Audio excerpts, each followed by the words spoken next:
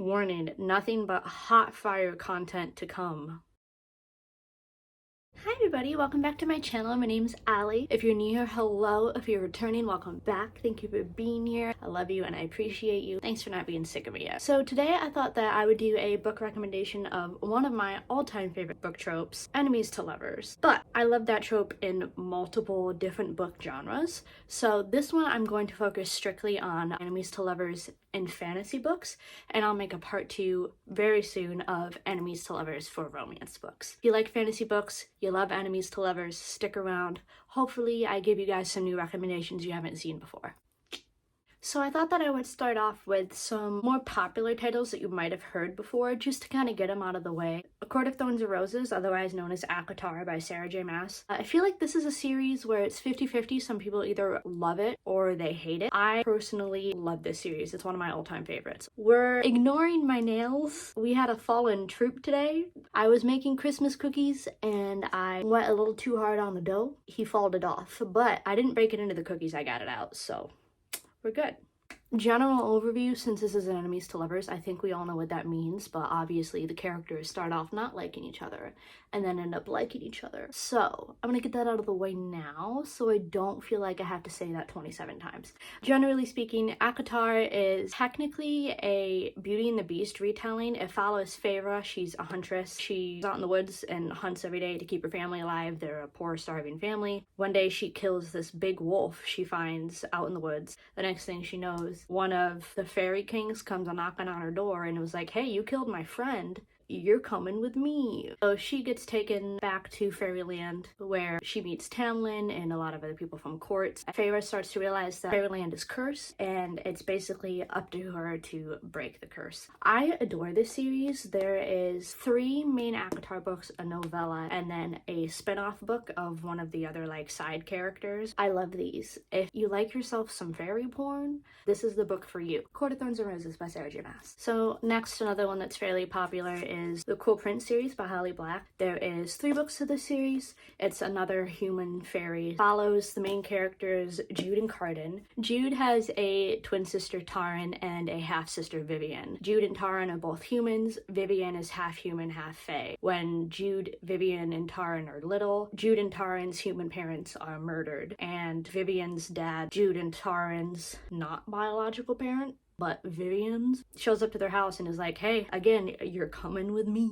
Takes them back to Fairyland. Because Jude and Taryn are humans, they are like looked at as basically like dog water trash. Jude wants nothing but to be respected by people in Elfhame, so she decides that she wants to become a knight because her fairy dad is the general for the king's army. You would have to go through basically like fairy school to learn about Elfhame, where she meets Cardan, who is the youngest prince of the Elf King. Basically, Jude and Cardan are competing against each other day after day, and eventually she has to team up with him to be able to get what she wants. Very good series. It's popular for a reason. It does seem to me more of a YA book. A lot of the times when I see it on TikTok, they're like, oh, it's spicy. It's not. On a like scale of 1 to 10 spice, this is maybe a 2. It's very much YA, but it's still a very good book, and I do recommend it. So the next series that I'm going to talk about, I have floating bookshelves, and it's actually on a bookshelf that's like way up by my ceiling, and I don't feel like getting a ladder to get it down, so I'm just gonna pop a picture up here.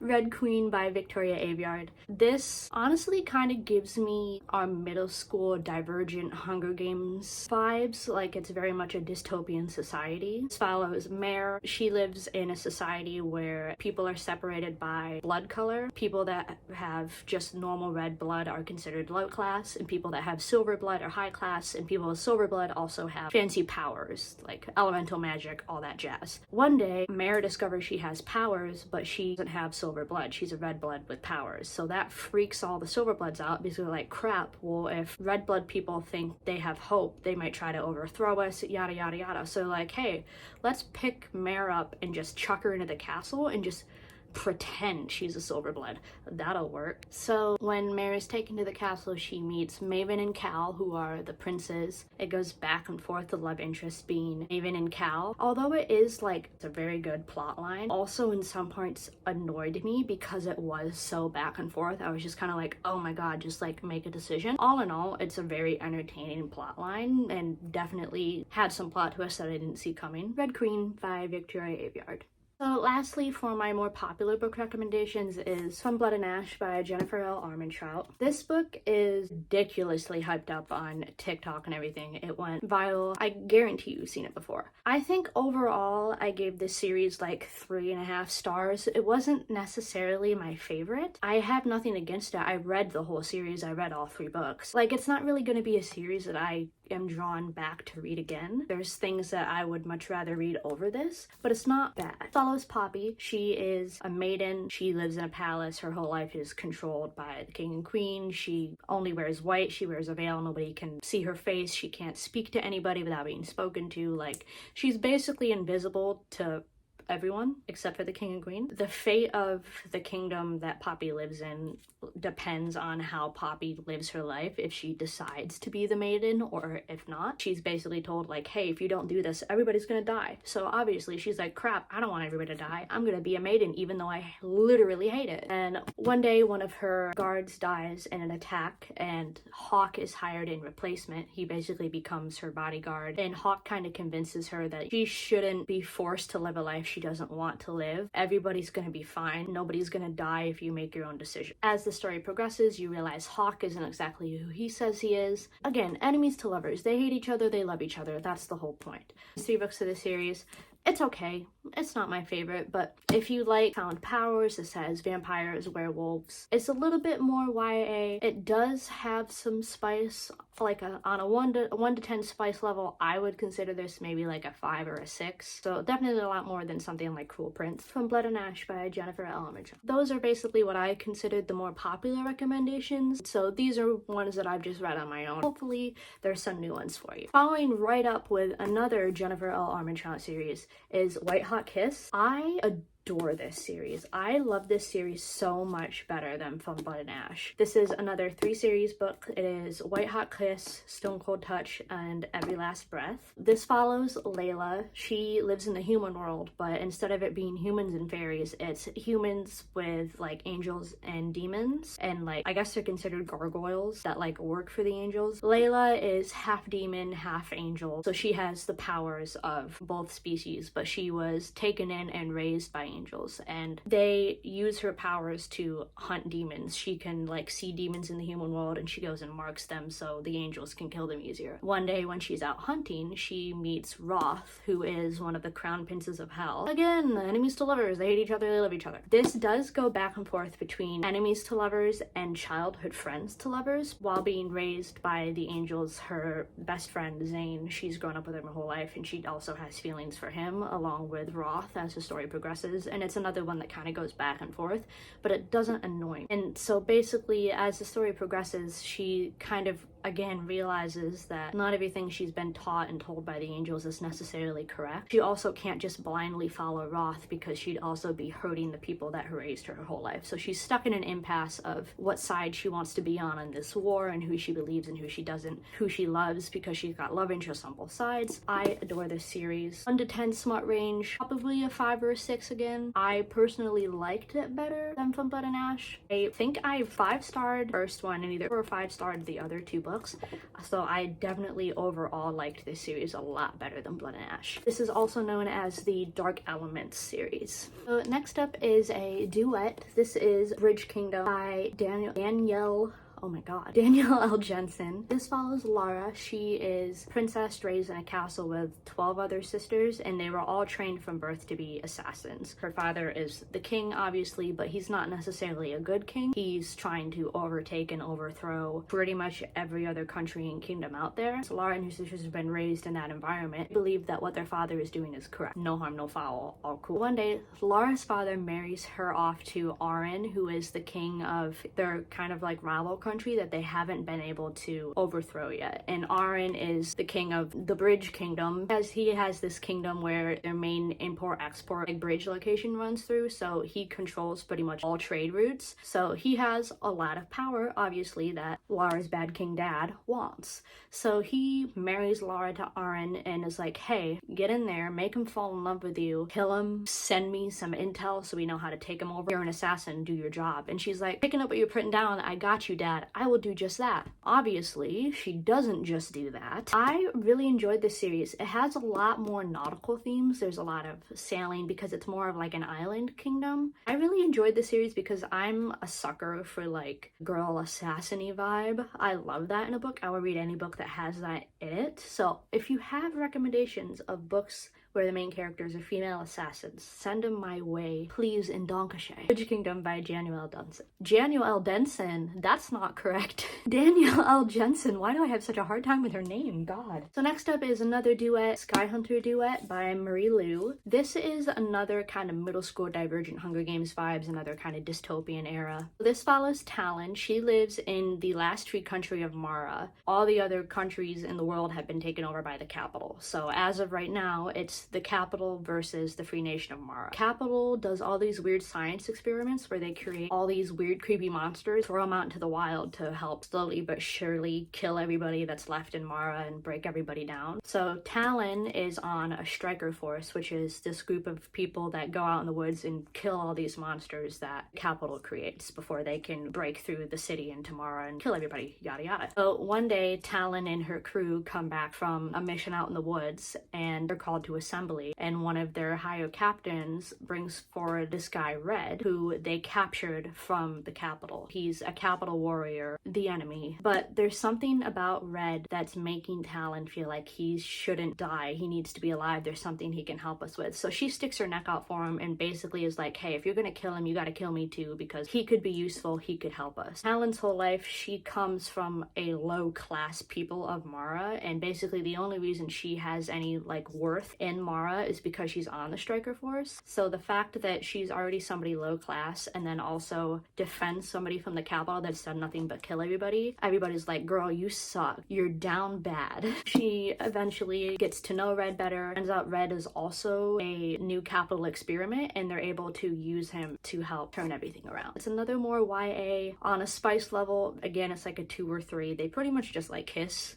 Spoiler alert, I guess. It's 2 books. It's Sky Hunter. The second book is Steel Striker. I think I 4-starred both of them. For being more YA, middle school would have died for these books, so the fact that I still really liked them, it's good writing. And also covers for these books, like underneath the dust jacket, these are just aesthetically immaculate books. These books are amazing. Please go read them. Sky Hunter by Marie Lu. So next up is a standalone, Neon God by Katie Robert. This is a Hades and Persephone retelling, but it's retold in a very modern setting. There's all the original gods. There's Hades, Zeus, Persephone. They're all like reincarnated. They're not just all the original gods from Olympus. It's like as soon as one dies, another one of them is born, which was kind of confusing at first. It kind of explained itself as it went on. Hades and Persephone, if you know the Greek history, Hades is the god of the underworld, Persephone is the goddess of spring. Eventually they fall in love, yada yada. This definitely plays a lot more into enemies to lovers aspect more than just like Hades is in love. I like that about this. This is definitely a smut book. This, on a scale of 1 to 10 smut, probably more a 7 or an 8. It's pretty up there. I love me some smut books, but I don't like smut books where it doesn't add to the plot line. This is smut that added to the plot. I've DNF'd books where it's just like every chapter is just smut for no apparent reason. This adds to the plot line. It helps the story move. I very much enjoyed it. If you like Hades and Persephone's retellings,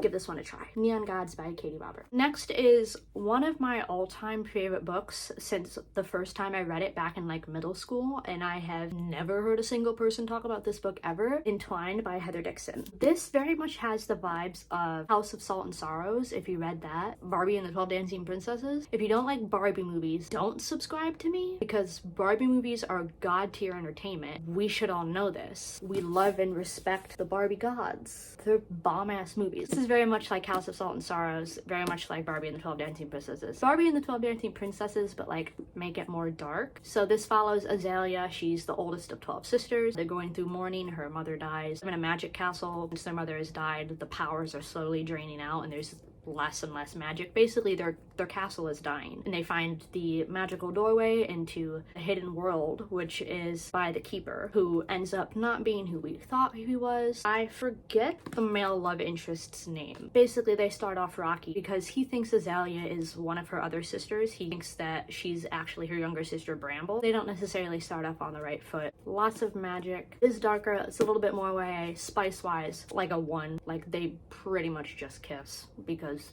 YA books, that's all they do. I highly recommend it. I really need people to read this book because I love it so much and I never see it anywhere. Also, just like, can we appreciate this cover to be the girl on this cover? But yeah. So then we had The Tiger at Midnight by Swati Teerdala. I believe that's how it's pronounced. Apologize if I'm wrong. This follows Isha. She is, again, an assassin. A big fan of that. There's a war going on. Isha is on the rebel side, and Kunal is on whatever the supportive side is considered, I guess. Isha and Kunal are on different sides of the war. Isha is this super high-up assassin who, on the streets, is known as the Viper. Nobody knows who the Viper is. Everybody assumes the Viper is a male. Isha, as the Viper, kills this high-ranking officer, so everybody on the capital side is like, hey, this isn't cool, we need to kill Isha. Kunal and a few of his other friends are basically hired to hunt down Isha / the Viper and kill them. Kunal and Isha actually meet at one point while she's actually hunting down this general before she kills him, and Kunal's immediately like, this is the most beautiful girl I've ever seen. Oh my gosh, having no idea she's an assassin. And as the story goes on, he figures out that Isha is the Viper and he's supposed to kill her. Neither one of them want to kill each other because Isha's also like, I should probably kill Kunal because he's trying to kill me. And it basically turns into this big cat and mouse thing where they're constantly catching each other, and the banter in this book is amazing. I live for the banter in this book and the comments they make to each other, but it turns into a big cat and mouse game where they keep catching each other but letting each other go because they have this unspoken thing where they're both attracted to each other but they don't know what to do with it. Eventually, Isha kind of convinces Kunal that she's not necessarily in the wrong, and it's quite literally enemies to lovers. There is a second book called The Archer at Dawn. I have not read it yet, so I'm not really sure where they pick up as a couple after the end of this book. I'm still interested in reading it, I just haven't gotten to it yet. I think I gave this book like a 4-star. Spice, I don't really think there's any. It's not really a spice-driven plotline. Very much like a character-driven plotline. I love this book and I definitely recommend it. One of my all-time favorite fantasy series. I feel like I've talked about it 1,000 times on my channel already and I don't even have 1,000 videos. But Zodiac Academy by Caroline Peckham and Susan Valenti. The 7th book for this series just came out a few days ago. These books are amazing. There's so much to these books that they're hard to explain.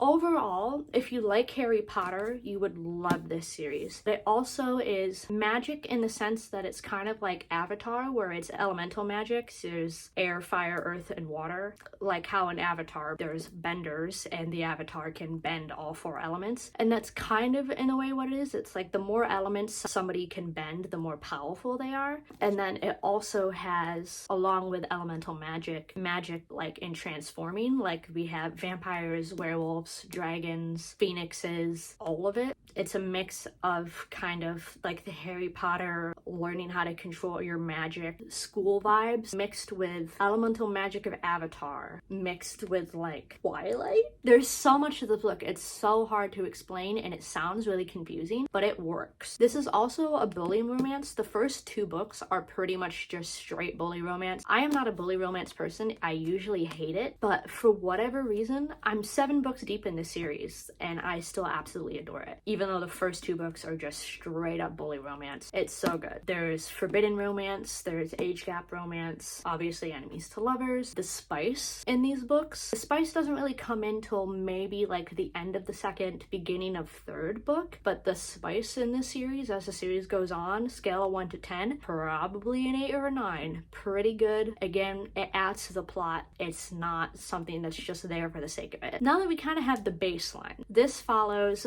Tori and Darcy. Tori and Darcy are twins born in the season of Gemini. People that are born in the Gemini season are like super rare. They are changelings, so they were born in the fairy kingdom, but as soon as they were born, were taken to the human world. It explains it as the book goes on why it happened. So they were basically raised in the human world having no idea that they were any sort of fae, had any sort of power, anything. And one day, somebody from the fairy school basically knocks on their door and is like, hey, you guys are fairies. I'm gonna snatch you up, as that seems to be a common theme with these human fairy things. Somebody just comes and knocks on the door and takes them. Tori and Darcy go back to fairy world where they actually discover that they are princesses and are in line to inherit everything as soon as they can master their powers. Since nobody knew they were alive, nobody knew they existed, or if they did, they assumed they were dead, there is our 4 main boy characters who are Caleb, Darius, Seth, and Max, and they are what were supposed to be the next 4 heirs to rule the kingdom. And now that Tori and Darcy have shown up, they're threatened, and they're like, okay, they know nothing about this place. They don't deserve to be ruling Fairyland. We do. So obviously, very much some conflict, very much just heavy bully romance first 2 books, but it works out. I also included this series in my books I cried to because some of these books just absolutely ripped my heart out. I love this series with my entire heart. It fits so many tropes, so many categories. I want to be buried with this series. Put a tiny bookshelf in my coffin and put these books in there with me so I can read them in whatever afterlife I end up in, because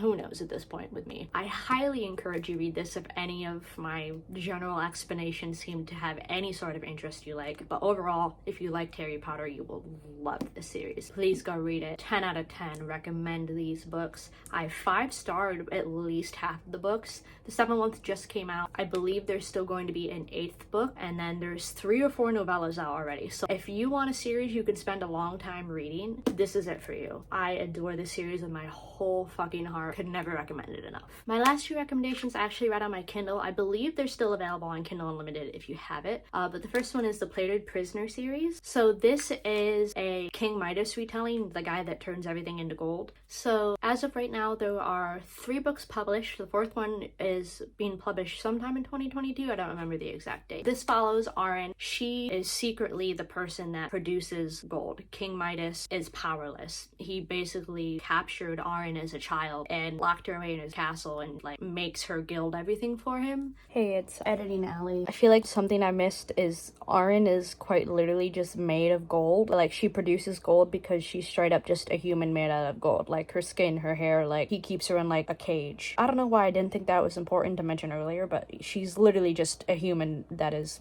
made of gold. So that everybody thinks he has power. He's got a god complex and he's super abusive. That's his character. And he basically has Arin manipulated into thinking that like he genuinely cares about her and loves her, all that jazz. Super toxic relationship between Arin and King Midas. One day, King Midas sells her to another kingdom. Arin genuinely believes that he just broke her heart to pieces and sold her to another kingdom. And while she's being transferred to this other kingdom, she gets attacked by another group of people and is stolen into a different kingdom. So this is kingdom number 3. She started off in 1, was supposed to go to 2, got captured by 3. 3 then gets attacked by number 4. So she's gone from 1, traded to 2, got abducted by 3, and then abducted from the abductors to 4. There she meets Slade, who is known by a couple different names. She doesn't realize that that's all the same person. She meets him as a general. She doesn't realize he's also a king. They obviously hate each other at first, quite literal enemies to lovers. As the story goes on, they develop feelings for each other.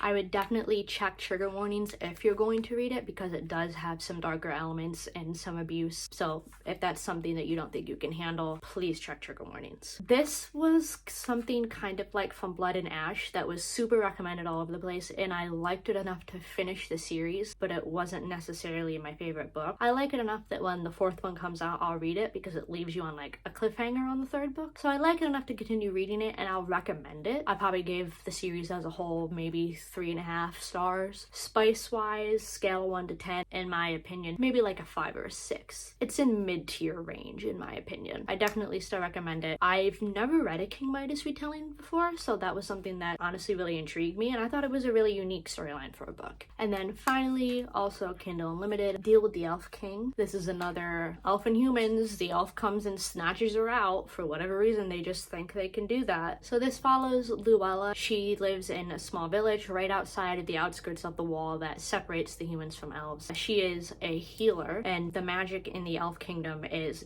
depleting, and they for years have been looking for this prophesized healer that would come and restore magic to the elf world. Luella, not to her knowledge, is this prophesized healer. So once the elf kingdom finds out who, what, where, when, how she is, they come and snatch her up, take her back to the elf kingdom. Enemies to lovers, they don't hate each other, and then they blah blah blah blah, all that. I believe it's a standalone. I might be wrong. now. I believe it's a standalone book. Spice in it, scale of 1 to 10, maybe a 5, a 4 or 5. There's not a lot because it's a fairly short book. I did like it. I think I gave it maybe 4 stars. It was definitely entertaining. It was kind of like a shortened down acotar. They took like the 3 books of acotar and made it into one. So maybe like if you want to start acotar but you're not exactly sure if you're gonna like it, read this first, and if it's a vibe you like, then start acotar. I still highly recommend it. Deal with the Elf King. But yeah, thank you for hanging out with me. These have been my enemies to lovers fantasy recommendations. The very near future, probably after the holidays, I will have a enemies to lovers romance edition because I felt like this video was going to be too long if I try to do them all in one. But thank you for hanging out with me. I appreciate you. Hopefully I gave you some recommendations for books you haven't read yet, haven't heard of, haven't seen. If you guys have any fantasy enemies to lovers recommendations that I haven't talked about that you think I might like, that you think other people might like, feel free to drop them down below in the comments. I'd love to hear about them. If you'd like to follow me on any of my other social medias, they'll all be linked in the description box down below, as well as on my home screen channel banner. I will also have linked down in the description the link to my Amazon wishlist if you want to send me any books, and I will do unboxings for you guys. I love you and I appreciate you. Thank you for being here. Have a safe and happy upcoming holidays. I love you.